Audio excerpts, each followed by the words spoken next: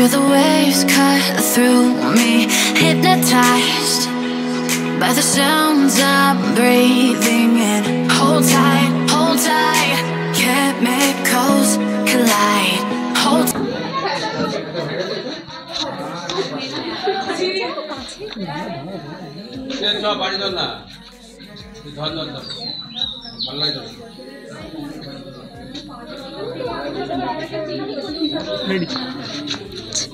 তোমার নাম?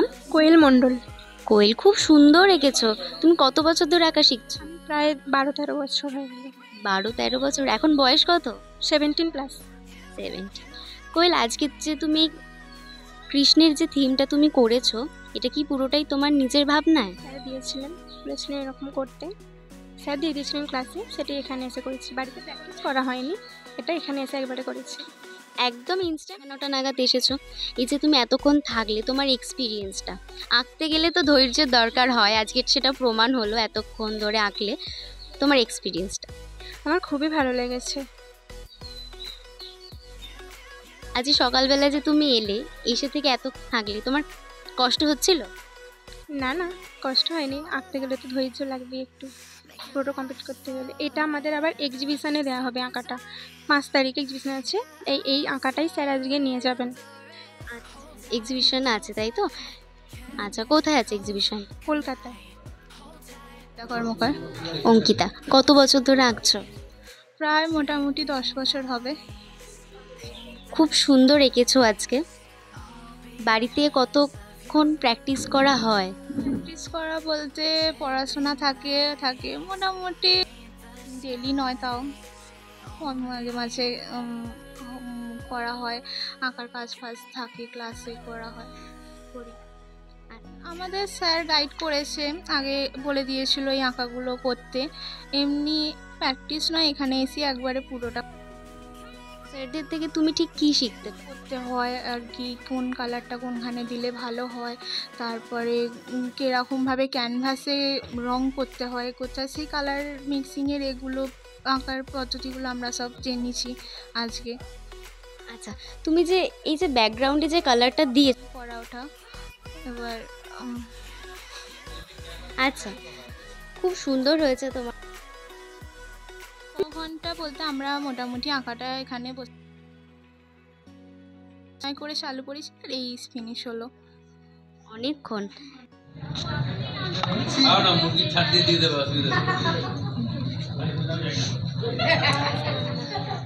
আজকে কটা এরকম টাইমে 9:30 থেকে এখন মোটামুটি। এই ওয়ার্কশপটা থেকে তুমি কি শিখতে পেরেছো? এই ওয়ার্কশপ থেকে শিখতে পেরেছি যে শুধু রঙই দিতে হবে। আবার কিছু স্যার, আজকে কি প্রথম ক্যানভাস করা তোমার? না এর আগে অনেকবারই করেছি।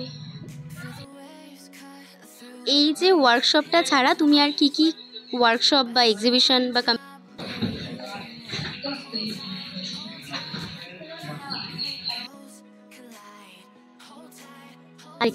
এটা সম্পূর্ণটা আমি স্যারের কাছ থেকে পেয়েছি। স্যারই বলেছিল যেখানে একটা। আজকে মোটামুটি কতজন প্রশিক্ষক মতো তো এসেছিল। আজকে যে করা হয়েছে না, এটাই প্রথমবার? না এর আগেও অনেকবার করেছি। কি শিখতে পারলে?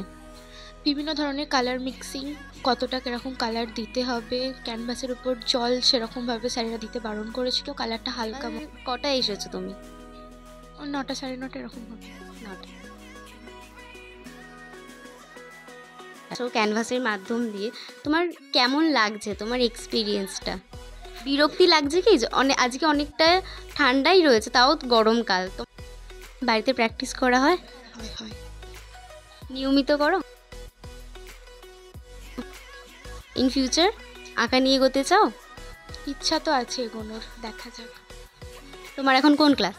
আমার ক্লাস 8। আঁকার পাশাপাশি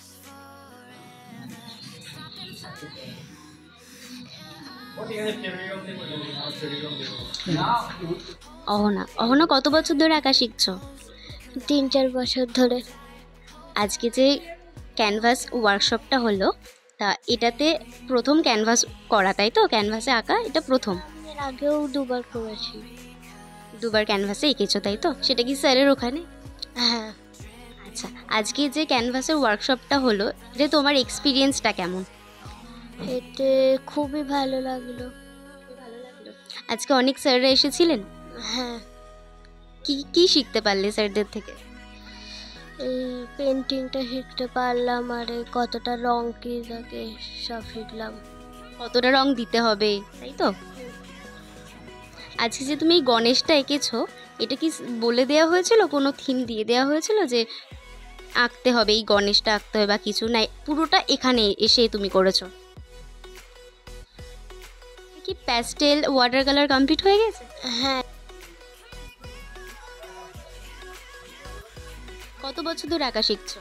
ছোটোবেলায় 3 বছর থেকে আঁকা শিখছি। এখন বয়স? এখন বয়স 14+। আচ্ছা, মানে 10-11 বছর হয়ে গেল আঁকা শিখ। আঁকতে ভালো লাগে? হ্যাঁ, ভালো লাগে। চাপে ওই 1 ঘন্টা 1 ঘন্টা মতো করি, তারপর উঠে পড়ি। ইন ফিউচার কি আঁকা নিয়ে এগোতে চাও? চাই, কিন্তু দেখি। ক্যানভাস ওয়ার্কশপটা এখানে হলো, এটার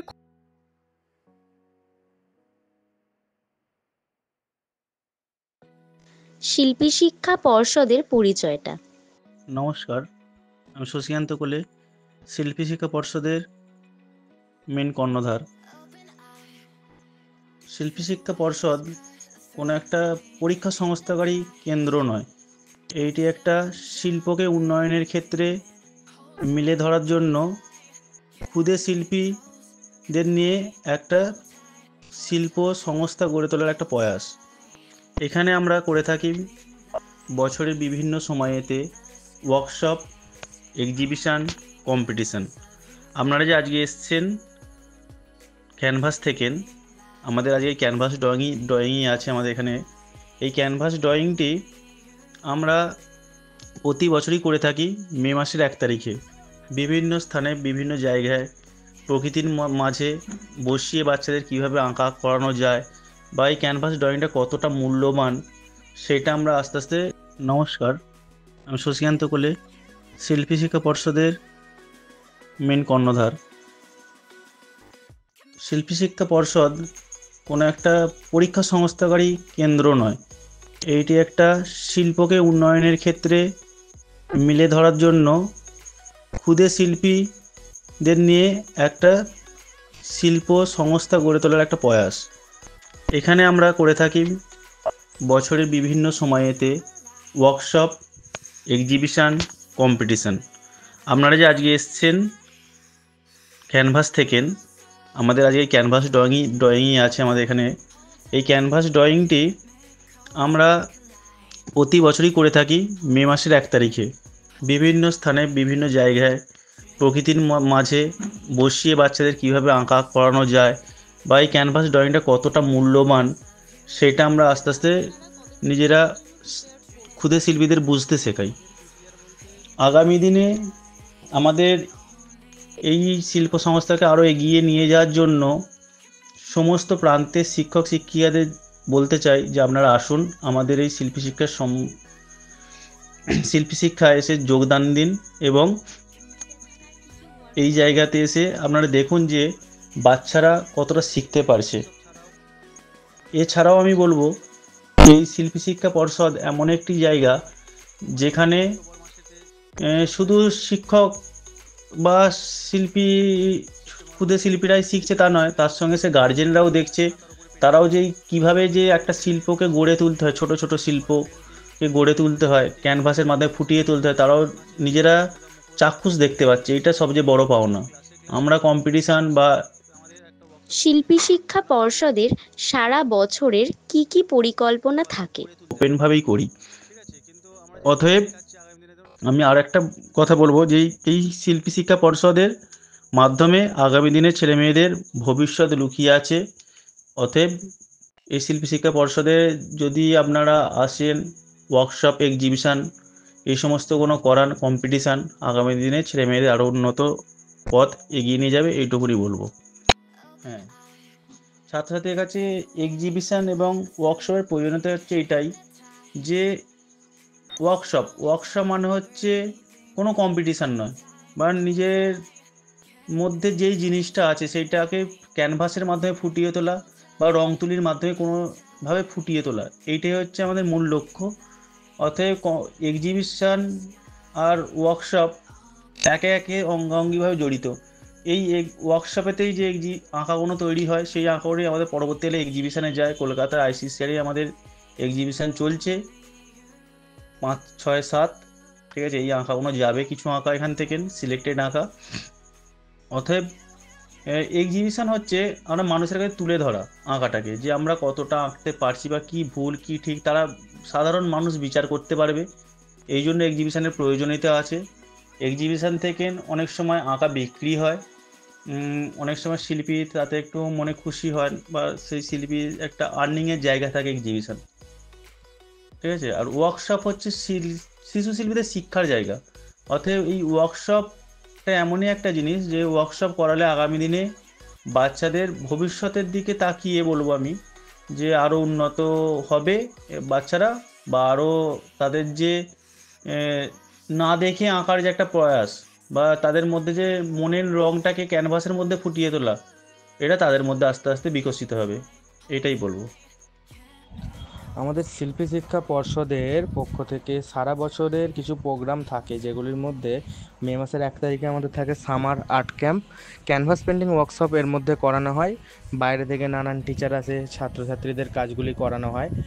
আর আমাদের আরেকটা প্রোগ্রাম হচ্ছে আমাদের ফেব্রুয়ারি মাস করে আমরা একটু বাইরের দিকে ট্যুর করা হয়। বাইরে শুধু আমরা ছিল শান্তিনিকেতনে ক্যানভাস পেন্টিং এর উপরেই একটি কাজ করানো হয়, তারা বলছে না খুব ভালো নিয়ে গিয়ে। আর আরেকটি কাজ হচ্ছে আমাদের বাড়িতে পারে না, একটাই কারণ বললাম যে আমরা নভেম্বর ডিসেম্বর মাস থেকে মে মাস পর্যন্ত আমাদের একটি তারা কিন্তু সেখানে বাড়িতে প্র্যাকটিসও খুব একটা করছে। প্রত্যেক স্কুল ভিত্তিক প্রত্যেক স্কুলে করানো হয় কম্পিটিশনটি, এবং আমাদের এই কম্পিটিশনটির নাম হচ্ছে শ্রেণীভিত্তিক সর্ববৃহৎ অফলাইন প্রতিযোগিতা। এখানে এই কম্পিটিশনটিতে আমাদের প্রতি 5 জনে একজনকে রৌপ্য স্মারক দেওয়া হয়, এবং বাকি 4 জনকে আমরা মেডেল দিই। যে আমরা রৌপ্য স্মারক প্রাপ্তি ছাত্রকে বা ছাত্রীকে এর সাথে আমরা সার্টিফিকেটও প্রদান করে থাকি। শিল্পী শিক্ষা পর্ষদের সারা বছরের কি কি পরিকল্পনা থাকে? আমাদের শিল্পী শিক্ষা পর্ষদের পক্ষ থেকে সারা বছরের কিছু প্রোগ্রাম থাকে, যেগুলির মধ্যে মে মাসের 1 তারিখে আমাদের থাকে summer art camp, canvas painting workshop এর মধ্যে করানো হয়। বাইরে থেকে নানান টিচার আসে, ছাত্রছাত্রীদের কাজগুলি করানো হয়। আর আমাদের আরেকটা প্রোগ্রাম হচ্ছে আমাদের ফেব্রুয়ারি মাস করে আমরা একটু বাইরের দিকে ট্যুর করা হয়। বাইরে কোনো এবছরেই আমাদের ছিল শান্তিনিকেতনে ক্যানভাস পেন্টিংয়ের উপরেই একটি কাজ করানো হয়েছে, শান্তিনিকেতনে নিয়ে গিয়ে। আর আরেকটি কাজ হচ্ছে আমাদের মোটামুটি নভেম্বর ডিসেম্বর মাস থেকে মে মাস পর্যন্ত আমাদের একটি অঙ্কন প্রতিযোগিতা চলে, যেটা হচ্ছে প্রত্যেক স্কুল ভিত্তিক প্রত্যেক স্কুলে করানো হয় কম্পিটিশানটি, এবং আমাদের এই কম্পিটিশানটির নাম হচ্ছে শ্রেণীভিত্তিক সর্ববৃহৎ অফলাইন প্রতিযোগিতা। এখানে এই কম্পিটিশানটিতে আমাদের প্রতি 5 জনে একজনকে রৌপ্য স্মারক দেওয়া হয়, এবং বাকি 4 জনকে আমরা মেডেল দিই। যে আমরা রৌপ্য স্মারক প্রাপ্তি ছাত্রকে বা ছাত্রীকে এর সাথে আমরা সার্টিফিকেটও প্রদান করে থাকি। নমস্কার, শিল্পী শিক্ষা পর্ষদের এখানে বাচ্চারা এসে খুব সুন্দর ড্রয়িং করছে, যা দেখে আমাদের খুব ভালো লাগছে। আগামী দিনে এই সুন্দর ড্রয়িংয়ের মাধ্যমে তাদের উজ্জ্বল ভবিষ্যৎ কামনা করি। নমস্কার, আমি বাবাই পাল, শিল্পী শিক্ষা পর্ষদের একজন সদস্য। শিল্পী শিক্ষা পর্ষদের সমস্ত সদস্যদের তরফ থেকে ক্যানভাস ইউটিউব চ্যানেল ও পেজকে জানাই অসংখ্য ধন্যবাদ। ওনারা যে এত সময় বার করে আমাদের অনুষ্ঠানে এসেছেন তার জন্য অসংখ্য ধন্যবাদ। আপনারা এভাবেই আরও এগিয়ে যান, আমরা আপনাদের পাশে আছি। এছাড়াও নমস্কার দিদিভাই, আজকে সকালবেলা এসেছেন তো? হ্যাঁ, সকালবেলা এসেছি 10টার সময়। কেমন লাগছে এখানে? ভালো লাগেছিল, অনেকবার তো আমরা আসছি, এই নিয়ে 3-4 বার হয়ে গেলাম। এই নসিবপুর এসেছিলাম, তারপরে এসে আরেকটা সিঙ্গুরে।